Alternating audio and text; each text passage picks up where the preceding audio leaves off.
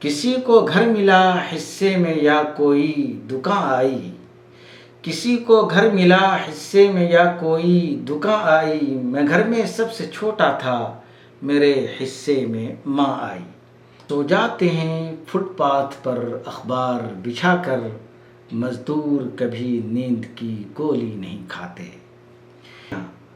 ماں کو غزلوں کی دنیا میں ایک محبوب بنا کر پیش کرنے والا عظیم الشان شاعر منور رانا اس دنیا سے ہمیشہ ہمیشہ کے لیے چل بسا۔ منور رانا کا حقیقی نام سید منور علی تھا۔ وہ 26 نومبر 1952 عیسوی کو اتر پردیش کے ضلع رائے بریلی میں پیدا ہوئے۔ منور رانا نے اپنی ابتدائی تعلیم شعیب ودیالیہ اور government inter college Rae Bareli سے حاصل کی۔ اس کے آگے کی تعلیم کے لیے انہیں لکھنؤ بھیج دیا گیا، جہاں ان کا داخلہ سینٹ جانس ہائی اسکول میں ہو گیا۔ قیام لکھنؤ کے دوران انہوں نے وہاں کے روایتی ماحول سے اپنی زبان و بیان کی بنیادیں پختہ کیں۔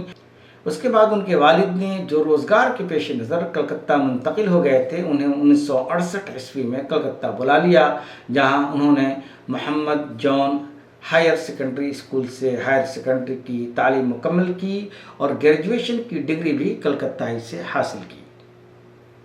منور رانا کی ادبی شخصیت کو پروان چڑھانے میں لکھنؤ کے ماحول کے علاوہ خاص طور پر ان کے ادب نواز دادا مرحوم سید صادق علی کا گہرا اثر رہا، جو ان سے عہد طفلی میں دوسروں کی غزلیں باقاعدہ پڑھوایا کرتے تھے تاکہ ادب میں ان کی دلچسپی بڑھے اور انہیں تحریک ملے، جس نے آگے چل کر حقیقت کی شکل اختیار کر لی۔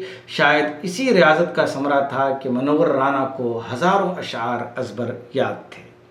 طالب علم کے زمانے سے ہی فلم اور شاعری میں ان کو خاصی دلچسپی حاصل رہی۔ پہلے پہل وہ شاعری سے بہت متاثر تھے، لیکن عہد شباب میں اپنے مزاج کی ناہمواری کے باعث ان کی آنکھیں فلم کی مصنوعی چمک سے چکا چوندھ ہو گئیں، لہذا وہ فلم کی طرف مائل ہو گئے اور فلم سے وابستگی اختیار کر لی، جس کی شروعات انہوں نے فلمی اداکاروں کی آوازوں کی نقالی سے کی۔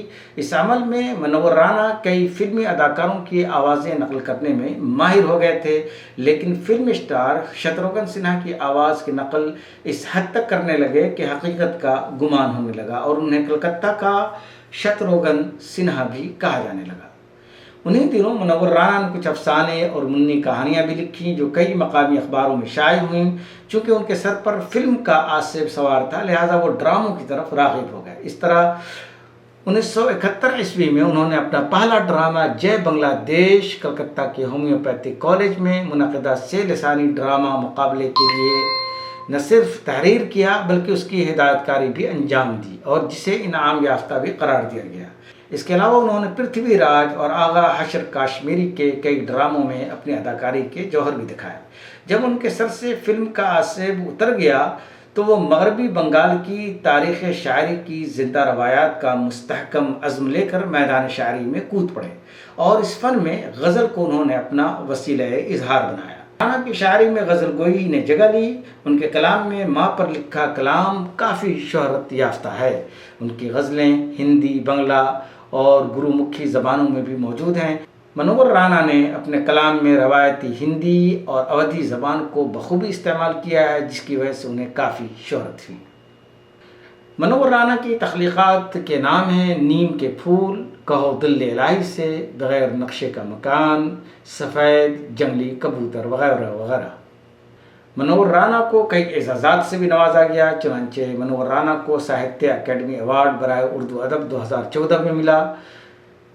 اس کے علاوہ وششٹھ ریتو راج سمان ایوارڈ، پرمپرا کویتا پرو 2012، غالب ایوارڈ 2005، ادے پور اور بھارتی پریشد ایوارڈ الہ آباد وغیرہ قابل ذکر ہیں۔